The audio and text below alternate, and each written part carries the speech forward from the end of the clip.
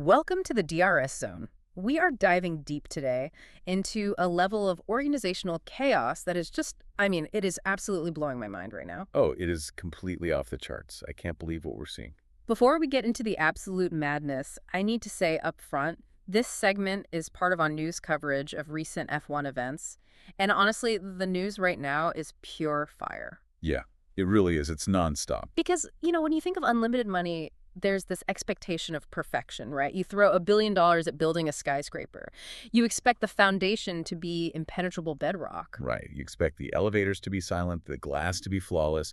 Capital is supposed to act as a buffer against chaos. Exactly. But then you step into the garage of the Aston Martin Formula One team right now, and suddenly that billion-dollar skyscraper is visibly swaying in the wind. Oh, it's terrifying. It's a management landscape that is quite literally vibrating itself to pieces. And that's the core of our deep dive today for you listening.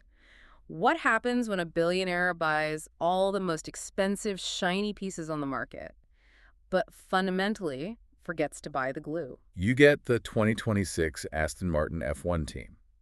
And we've got a massive stack of recent reports detailing this meltdown, which is actually running parallel to a truly unprecedented driver rebellion over in Formula E. It's wild. Both of these situations serve as this masterclass in organizational dysfunction.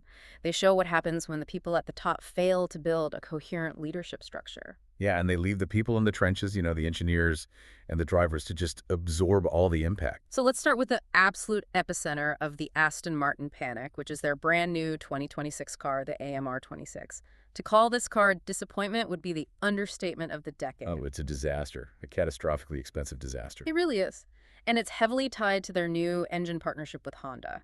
The reporting points to severe issues with the power unit. And we aren't talking about like a minor aerodynamic quirk or a slight drag issue here. We are talking about extreme, violent mechanical vibrations. Yes.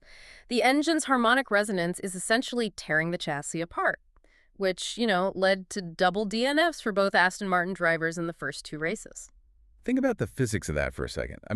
An F1 car is essentially an aerospace vehicle strapped to a bomb. Right. If the internal combustion element is violently vibrating at 200 miles per hour, that isn't just a rattle in the dashboard. No, absolutely not. That is a destructive force ripping carbon fiber mounts to shreds. And it creates this immediate, massive crisis of leadership because the Honda situation was so dire. Aston Martin's CEO, Andy Cowell, the guy brought in specifically to oversee the whole operation. Exactly. He had to abandon his post in Silverstone.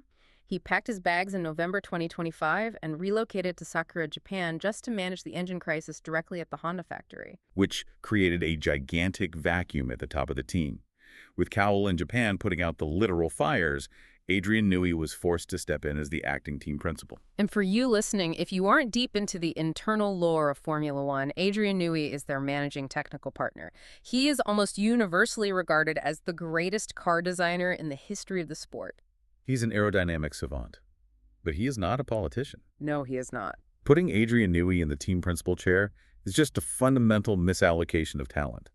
The role in modern F1 is about managing corporate optics. Yeah, soothing multi-million-dollar sponsors, navigating the incredibly dense politics of the FIA. Newey's brilliance is at the drafting table, solving immensely complex mathematical puzzles. Right. It's like hiring Gordon Ramsay to fix a failing restaurant menu, but instead of letting him cook, you force him to work as the MADRID greeting your angry VIP customers. That is the perfect analogy. He's not going to smile and spin the PRA. He's just going to point at the kitchen and scream that the chicken is raw. Exactly. And that is exactly what Newey did in Australia.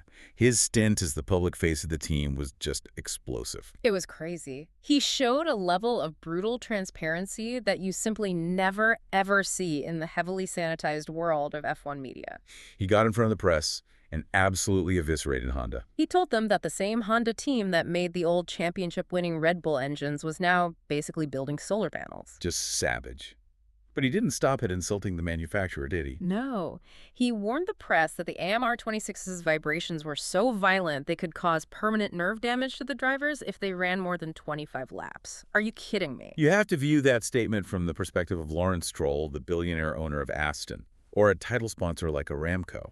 Formula One is purely a business of perception. Yes, brands pay hundreds of millions of dollars to associate their logos with high performance, luxury, and cutting-edge safety. So having your acting team principal stand at a global press conference and declare that your multi-million-dollar prototype is a physical danger to your own employees. It's a catastrophic failure of corporate messaging. It is the definition of an unmitigated PR disaster. And the fallout was huge. Newey fundamentally checked out of the political side of the job after that. He skipped the next race in China entirely, just left their trackside director, Mike Crack, to face the media firing squad alone so he could get back to the design board. Aston Martin desperately needs a traditional leader to stop the bleeding, which is where the puzzle pieces start to shift drastically in the paddock. Oh man, yes. The latest reports state that Jonathan Wheatley has officially left his role as team principal at the Audi project. With immediate effect, for personal reasons, right? Leaving MATTIA Binotto in sole control over there. And every piece of serious reporting points to Wheatley packing his bags for Aston Martin. On a superficial level, I mean, you can see the narrative they're spinning. Yeah, Wheatley and Newey worked side by side for 2 decades during Red Bull's golden eras. They know each other. But I have to push back on the logic of this move for Wheatley. Help me understand this. Wheatley just started at Audi in May 2025. Barely any time at all. Right. Audi is a brand new, fully backed works team entering the sport, and Wheatley literally just scored points with them in their very first race. A huge achievement. So why on earth would you abandon a functioning, upward-trending works project to join a team whose cars are vibrating to death and hasn't scored a single point in 2026? Well, the allure is multifaceted. You have the immense financial package that Lawrence Stroll is known to offer, combined with the comfort of reuniting with a known quantity in Newey. Sure, the money talks. But the real story here is Lawrence Stroll's overarching management philosophy. Stroll released a statement addressing the Wheatley rumors, and it was a masterpiece of corporate evasion. It really was. He reaffirmed Newey as his primary partner and explicitly stated that Aston Martin does not adopt a traditional team principal role. Claiming this unconventional structure is by design. By design. That is fascinating because they notably did not deny that Wheatley is coming. They just threw out the classic, "we don't comment on speculation" line. Because Stroll is attempting to execute a Red Bull 2.0 strategy. He is aggressively acquiring all the ex-Red Bull titans. Right. He has Newey for design. He's likely bringing in Wheatley for sporting operations. And he has poached various other high-level staff from across the paddock. Exactly. He's buying the most expensive propulsion systems and the most advanced aerodynamic surfaces on the market. But he hasn't built a fuselage to bolt them onto. That is the perfect way to phrase it. He is completely missing the central architecture. Think about the reality of those dominant Red Bull teams. Yeah. Love him or hate him, Christian Horner provided something absolutely essential at Red Bull. He was the heat shield. Yes. Horner was a ruthless, unifying CEO who managed the corporate empire, dealt with the media, played the political games with the FIA, and absorbed all the external pressure. He allowed Wheatley to focus purely on pit stops and sporting regulations. And he allowed Newey to focus purely on airflow. And Stroll believes he can just buy the individual high-priced components of a championship team and they will, naturally synthesize. That's his gamble. But without that central, unifying leader acting as the shield, the engineers are left totally exposed to the corporate elements. And even if Stroll truly believes Jonathan Wheatley is the guy to come in and be that shield, Aston Martin is about to slam into a massive contractual roadblock. Oh, absolutely. You can't just plug and play an executive from a rival team on a Tuesday. No, Formula One fiercely protects its intellectual property through this mechanism known as gardening leave. Right. So if Wheatley is heading to Aston Martin, he is going to face a lengthy non-compete period. He will essentially be paid to sit in his garden for 6 to 12 months. Until his knowledge of Audi's internal floor designs and strategic operations becomes functionally obsolete. Aston Martin might have to wait an entire calendar year to actually put the guy they just bought to work. And while they wait, look at the historical track record of the Aston Martin leadership structure. It has been a relentless revolving door. It's insane. Otmar Safnauer ran the team in 2021. Mike Crack took over for 2022 and 2023. Then Andy Cowell was brought in, only to be shipped off to Japan by November 2025. Then Adrian Newey steps in, and his tenure as acting boss essentially lasts 4 races before he taps out. 4 bosses in 5 years. And right now there is heavy speculation that Pedro Martinez de la Rosa, their current team ambassador, might have to step in as yet another interim boss just to handle media communications. Which, I mean, might be a smart band-aid just to keep technical staff like Mike Crack focused on the garage. But it begs a much larger question. Is Aston Martin basically playing fantasy Formula One? It definitely feels like it. Throwing hundreds of millions at superstar names does not organically generate a winning culture if nobody knows who is actually in charge. Exactly. It creates institutional paralysis. If you want a contrast in how successful organizations operate today, look at McLaren. Within the paddock, McLaren is currently viewed as the gold standard for modern F1 management. Oh, 100%. Because Zach Brown operates strictly on the corporate side. He handles the sponsorships, the marketing, the overarching business strategy. He makes the noise. Exactly. And this gives Andrea Stella, their team principal, total freedom to be quiet, methodical, and purely focused on trackside performance. There is zero ambiguity about who does what. They have clear lanes. Aston Martin, by contrast, is incredibly top-heavy and entirely muddled. Throwing more highly paid executives into a vacuum without strictly defining their authority isn't a solution.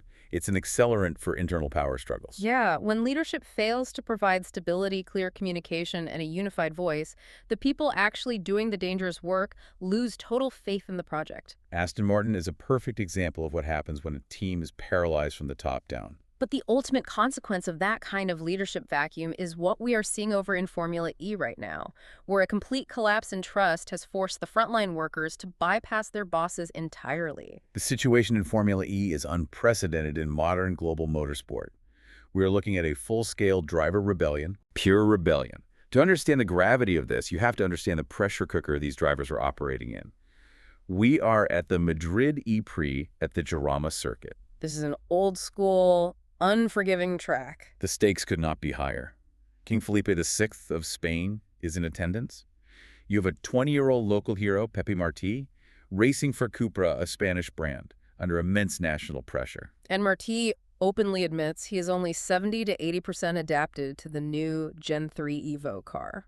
These cars are brutally difficult to handle. The margins for error are microscopic, and the physical and mental toll on a 20-year-old kid at his home race is staggering. When a driver is operating at the absolute limit of their physical capability, the one thing they require from the governing body is consistency. Right. If you make a mistake, you need to know exactly what the penalty will be. But the real story at JARAMA happened entirely off the track. The 20 drivers on the Formula E grid, led by highly respected veterans like Lucas Degrassi and Oliver Rowland. They secretly drafted a letter and sent it directly to the FIA president, Mohammed bin Sulayem. Secretly. And when we say secret, we mean completely covert. They organized this and signed it entirely behind their team's backs. A unanimous move by the entire grid. Every single driver signed it. That never happens. The contents of the letter are a blistering indictment of the race stewards, specifically targeting the race director, Marek Hasanweski. They aggressively criticized the wild inconsistency of the penalties being handed out, stating point blank that Hasanweski lacks the humility to recognize and learn from mistakes. Boom. But let me play devil's advocate here.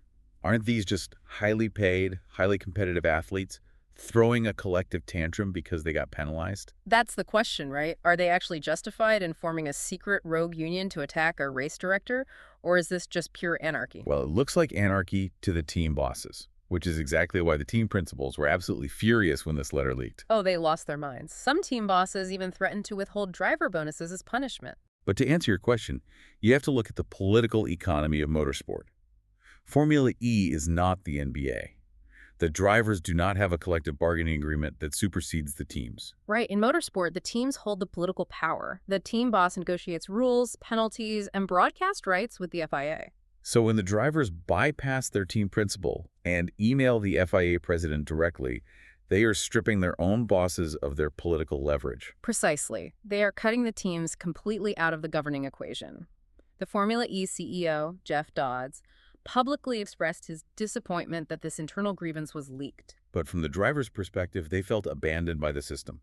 Pepe Martí admitted he felt a massive weight when a PDF with 18 signatures landed in his inbox. But he signed it because the arbitrary nature of the penalties was destroying their ability to race safely and fairly. The drivers fundamentally believed their own team bosses were either unwilling or unable to protect them. It's the ultimate symptom of an organizational collapse. When the formal hierarchy proves itself to be entirely ineffective, The people whose lives and careers are actually on the line will always take matters into their own hands. Always.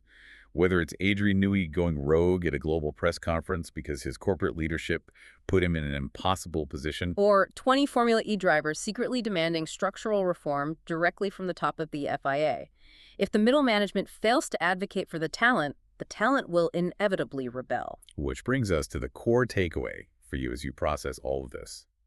We've looked at Lawrence Stroll attempting to brute force a championship culture by writing massive checks to individual superstars. While completely neglecting the foundational management structure, and we've seen an entire grid of Formula E drivers stage a covert uprising because they lost all faith in the process that was supposed to govern them. These stories are two sides of the exact same coin.